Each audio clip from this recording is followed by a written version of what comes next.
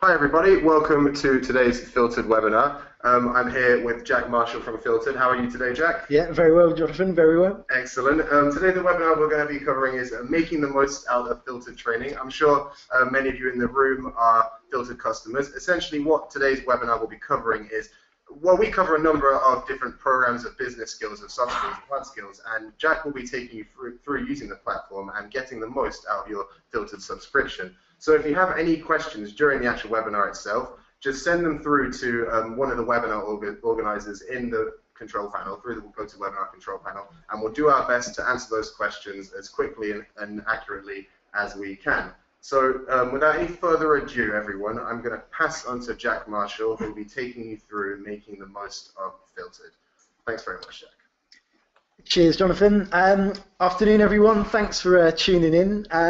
We're probably going to run for about 30, 40 minutes today, depending on questions, so I won't be taking up too much of your time.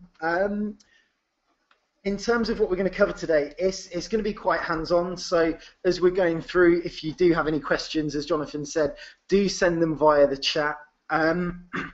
They've also mentioned to me that if you are watching this on demand, as we are recording today's webinar, the phone lines are now shut, so if you do have any questions, feel free to send them via email to jack@filtered.com. In terms of the objective of today, what we're really going to cover, as Jonathan mentioned, some of you are probably using Filtered already, and there'll be a few tips and tricks in there to really enhance your learning. And there'll be some of you that are considering using Filtered and need that final nudge to take the well-informed leap into the world of personalised e-learning. And there'll be some tips in there to help you with that. In terms of the topics we'll be covering today, first of all, I'm going to take a look at the personalisation within Filtered, how we make those courses relevant to the individual.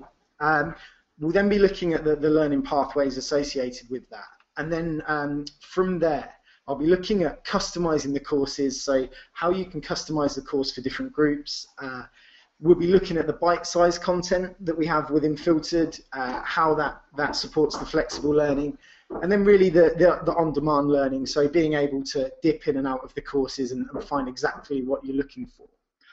The final part we'll be covering is really improvement. Some of you will be aware that with Filtered, we really look at 3 key metrics. There's adoption, engagement, and impact. And impact is a real key one for us, and that's how we measure the improvement. So to start, what I'm going to do now is I will just dive into the platform. As I mentioned, really hands-on today, so do send those questions across as and when you have them.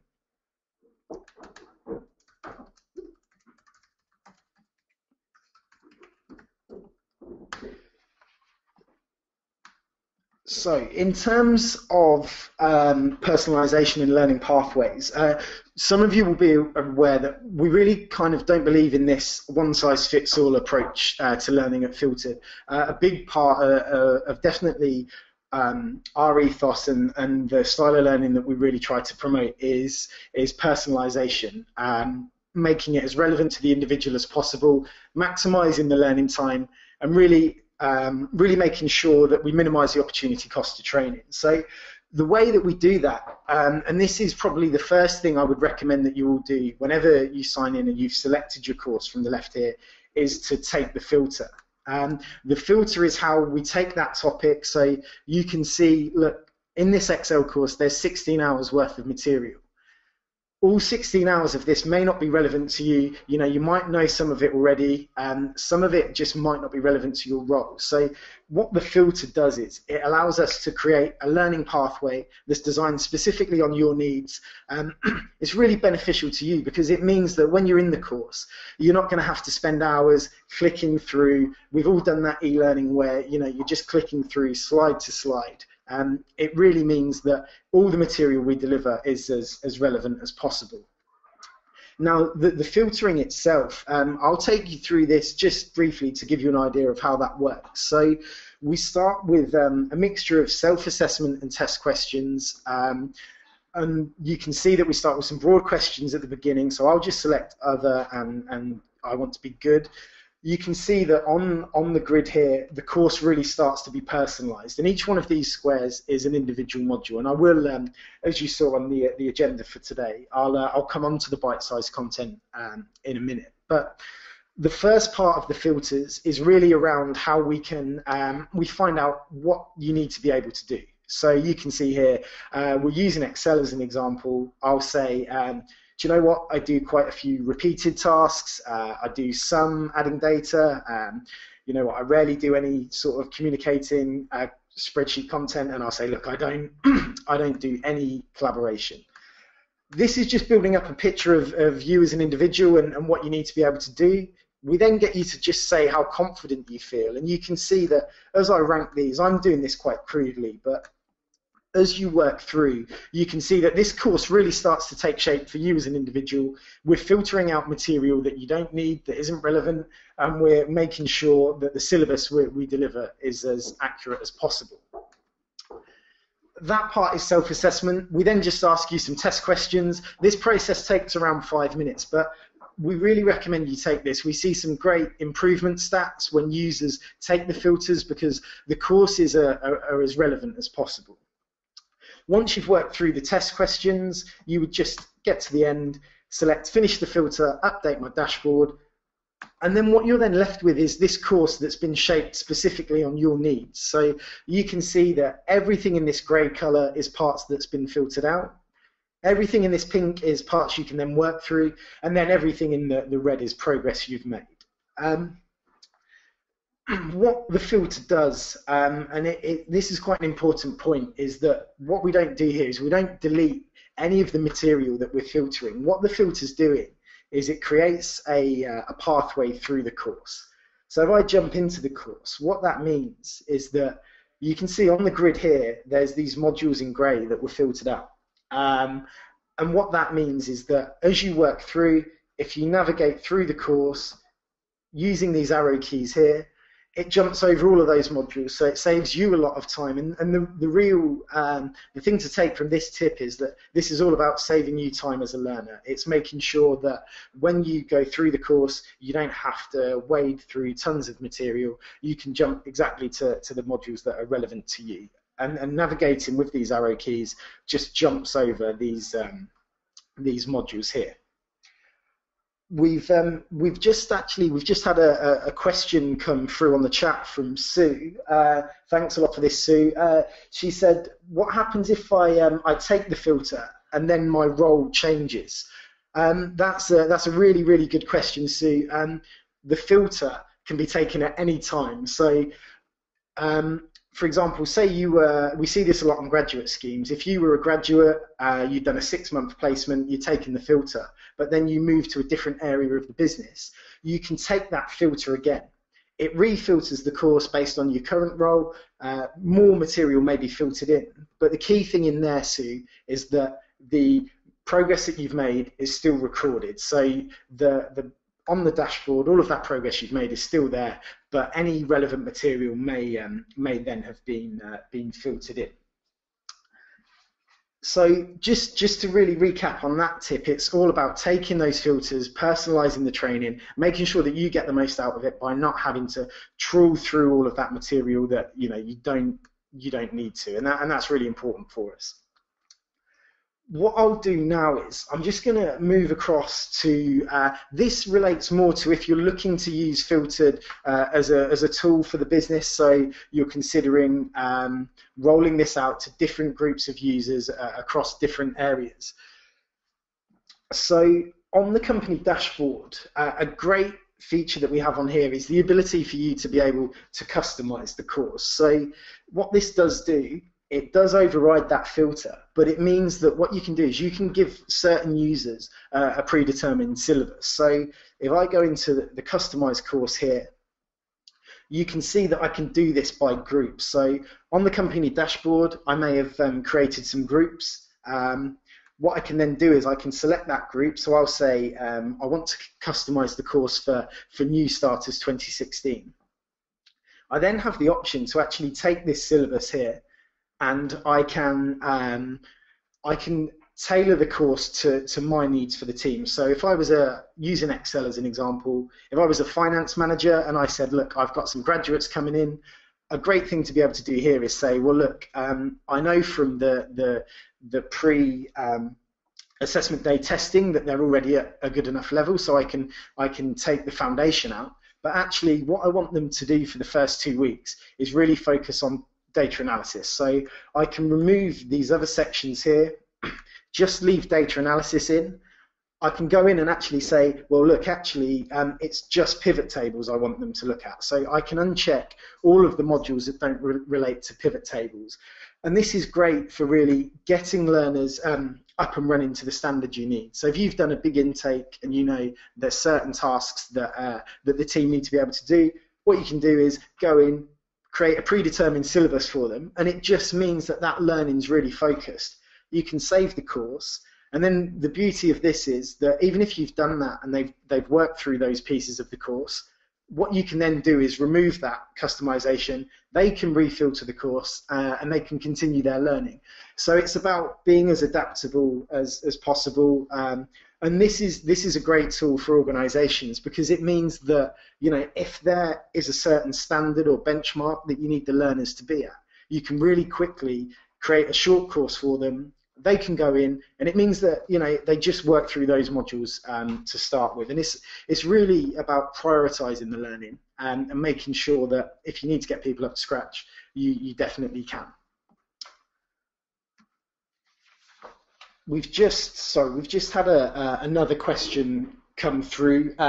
This is from Richard. It says, as a team manager, can I view what everyone else has done or needs to do?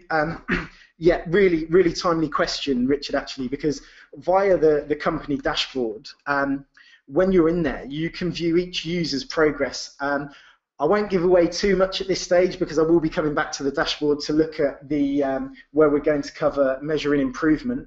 But you can see on here that for each course, I can view all of the time spent, which we class as sort of the engagement, and I can view the course IQ scores, which I will come back to. And the beauty of Filtered as well is all of this data can be downloaded. So you can download that into Excel. You can use all those new Excel skills that you've just learned in the course, do some more analysis, and you know, do some reporting. And a big thing for us is giving you the tools you need to be able to do that. We've also just had a question come through from Pete that says, what if I'm unsure about which material to leave in or out when I'm customizing the course? Really good question again, Pete. Really good questions from everyone today, so thanks for that. It's always good when it's a lot more interactive. In terms of making insightful decisions about which material to filter in or out, there's a couple of things we can do. We can provide you with sort of PDF copies of the full syllabus, which breaks down the units, and it means, you know, you can make more informed decisions. But on the public-facing website, on all of the course pages, we're very open here at Filtered. All of the course content breakdown is on there for each course, so you can see the full syllabus, you can see each units and what they cover. So that's there to help you make really informed decisions. So thanks for that question as well, Pete. What I'm going to do now, I'm just going to talk a little bit around bite-sized content. That's a real big topic for us here at Filtered, because that filtering process that I showed you at the beginning, the way that we're able to do that and make that as accurate as possible is by ensuring that when we filter, we just filter on small pieces of content, and it allows us to create that really accurate learning pathway. So if I just jump back and dive into the course, you can see that, sorry, we'll just let the internet catch up. You can see here that the courses are broken down into these individual modules. The modules, when we work with our course authors, we produce these in 5 to 7 minute chunks, really digestible, and it means that, you know, one of the big things with e-learning I've definitely found is you could be sat there doing a couple of modules, you've got Ben comes over and says, look, do you fancy a cup of tea? It's distracting. So when it's bite-sized pieces of learning, you can dip in and out. The software remembers exactly where you were. There's nothing worse than feeling like, oh, I'm stuck in a 2-hour module, I need to work from A to B. If I leave, all the progress will be lost. All of your progress can be completed as you go along. So you can see at the bottom, I can mark modules complete, and that just means that there's no fear of sort of jumping ahead in the course and doing that. One of the real reasons, and this kind of ties into the on-demand sort of side of the course, one of the reasons that we've designed the courses in this way is so that, and I would say, definitely this suits my learning style. One thing I really recommend you do is use all of the filtered courses more as a bit of a resource. So when you're in that course, and say for example you're in Excel, I tell you what, I've had £1 for every time someone asked me about pivot tables. What you can do is you can go in, you can actually, if you spell it correctly, you can go in, you can actually search for modules. So it's about turning those bite-sized pieces into really on-demand pieces of learning. So rather than you, trying to trawl YouTube or Googling how to do pivot tables, we see a lot of our users go into the course, they dive in there, you can search for pivot tables, really quickly jump to that part of the course. There's some great practice exercises in there, so it means that you can actually practice some of these techniques without having to do it on your own material. We've all seen the stories of millions of pounds lost where someone's made an error because they didn't know how to do a certain function. We're big Excel lovers here at Filtered, so best practice is definitely what we're promoting, and being able to jump into these parts of the course is a key part of that. It's flexible learning, and I would really recommend that you use the courses in this way. You'd be surprised how much time we see users progress through just by using it in this way, searching for topics. We've all been there. You're trying to put the business case together. You've done the analysis. You need to make it look pretty. You can't remember how to do charts. You can really easily go in and say, okay, how can I do some charts? That will take you straight to, whether it's simple charts, advanced charts, pivot charts. Use the courses in that way, because it just means that the retention is so much higher. The last thing you want to do is try and work through the courses 15 hours in one go. You won't retain as much information as you would like. You won't improve as much as you like because you've not applied it. So really use it in that kind of way. What I will do, oh no, before I do, sorry, we've just had another question come in. Sorry, bear with me. So we've just been asked if I use the search to jump ahead in the course, will all of that progress still be recorded, or do I need to go back over it? That's a really pertinent point. No. Anytime you jump ahead in the course, you can see on the grid here, if you jump to a module at the very end, so creating simple charts, you have the option to mark that module as complete. So you can click here and say, yes, I've completed it. I will just digress slightly because there's another important tip that's just sort of come out of this question. So thanks a lot for that, Paul. You'll see that it says here, if I want to mark this module as complete, it asks me to say, yes, it was useful, no, I already knew this, or no, I didn't need to know this. Now, this is really important because what it means is this is how we ensure the accuracy of these questions, of the filter. The filter is based on a machine learning model, so every user that takes it feeds back into it. We're fortunate to have a fantastic data science team here at Filtered. They go over all of this data and they can see trends. So if we see trends that say, a lot of people in one part of the course said, no, I already knew this, we can adapt the algorithm, we can improve the accuracy, and we find on average that our users say 97% of the material we deliver is useful. So you can see that not only are we making the material relevant by filtering it, we're then ensuring that it's actually accurate as well. So I'd really recommend feeding back as honestly as you can when you work through the courses. I'll tell you what, we're very fortunate today actually, because I've had a question come in from Mark that says, does the system recommend related content? If I search for charts content, will it point me at other topics that relate to charts? Yes, Mark, yeah, really, really good question.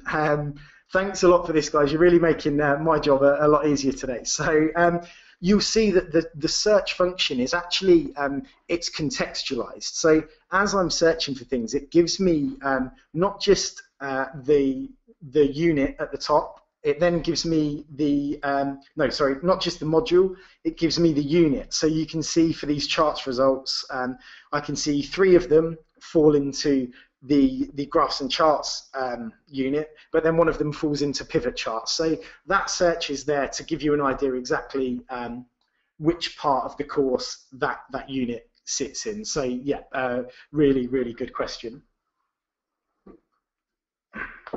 Sorry, just a sip of water there. You'll see that as I've sort of shown you a couple of tips that relate to using the course material and working through, but one thing that I really recommend that users do, and this is something that we really, it benefits you as an individual. A lot of times users sometimes think if they're on a business account that the testing is there for the business to be able to track the progress. It's definitely not. Measuring improvement is a key thing for the individual, and we built the testing that we have in Filtered. We did that for individuals so that you can be rewarded for the learning you've done. We've all sat there, we've done appraisals, and you know, one of the key things is, what are your objectives? Well, you know, definitely when I joined Filtered, you need to improve in Excel. That's the beauty of working with data analysts. So I want to be able to show that not only did I spend 4 or 5 hours working in Excel, but actually I was able to demonstrate that I improved in these areas. So really, and this is probably for me, this is one of the things I would really say to take away from today's session, is make use of the testing if you're an individual, and if you're a business manager who's managing either a group or the whole of the organisation, really get staff to take the tests, because what the tests do, I'll just dive in now and show you. So the tests are computer adaptive, so as you're working through, if you're answering the questions correctly, the questions will become progressively more difficult.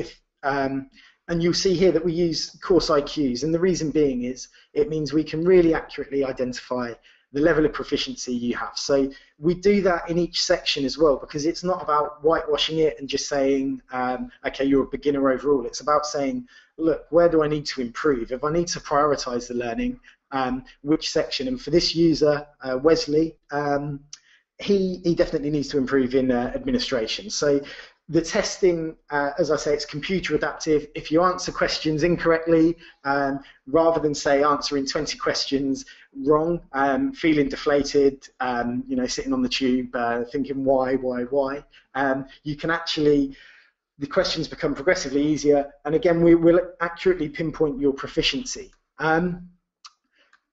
From an individual point of view, that's really important, because being able to demonstrate that improvement, I spend a lot of my time talking to, whether it's HR managers, learning development professionals, or even just team leaders. And the one thing that they say is that we do these appraisals and staff go away and do this learning, but how can we, if we've set someone an objective and they've gone away and achieved it, how can we acknowledge that and demonstrate that? Because at the end of the day, that's the point of the appraisal process. So take the tests.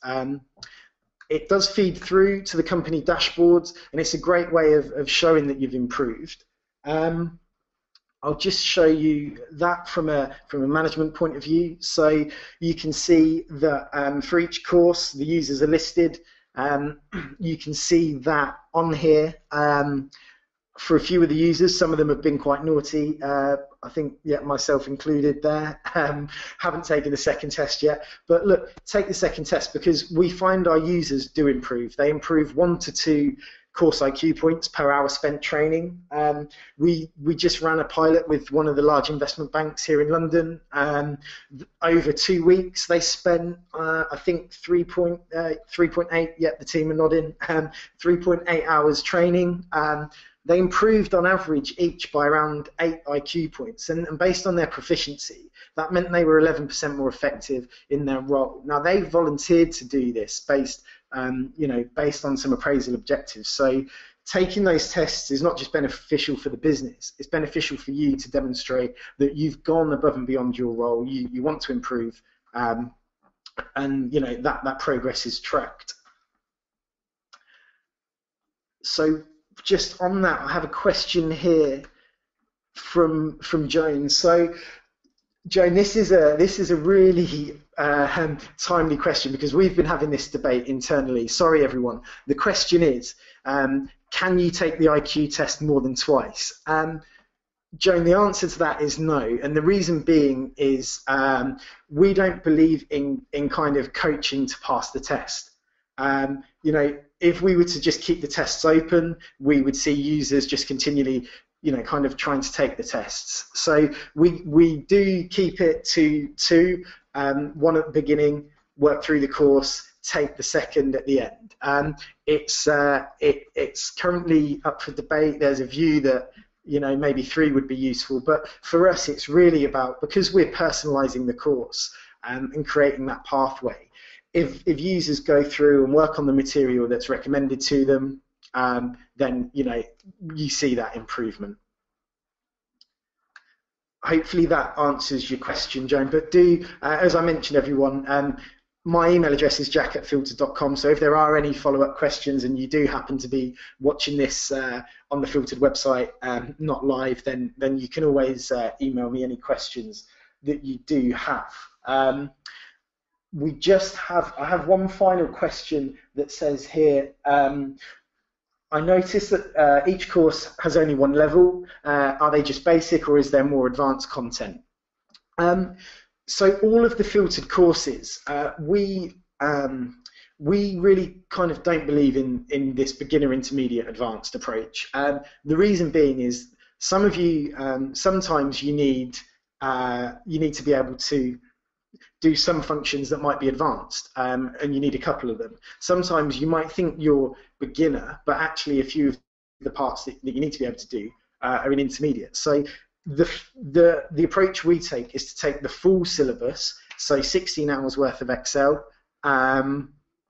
take that filter, and that just means that what you're then able to do is take from all those different levels the material that's relevant to you. So the courses cover, and I can show you this in the syllabus.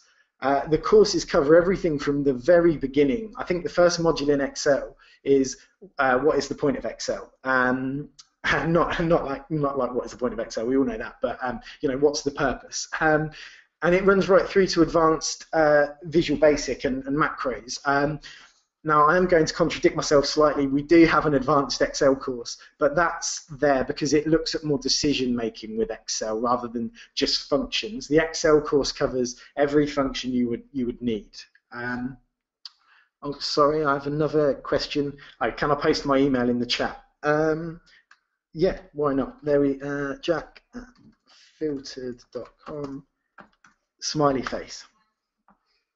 At the end, I'll bring it up. I just like Blue Peter, I did come prepared, so there is a final slide that you'll be able to see with my contact details on there.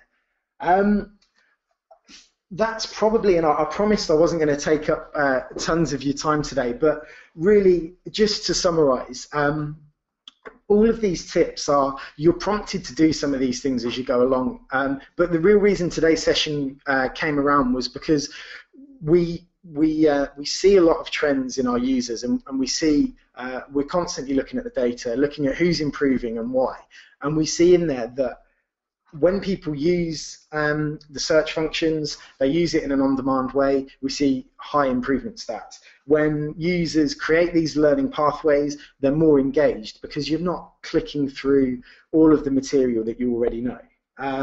The on-demand learning is something I would really recommend using because the video tutorials are in there. So in some of the courses there's the accelerator as well, which just gives you the key learning points.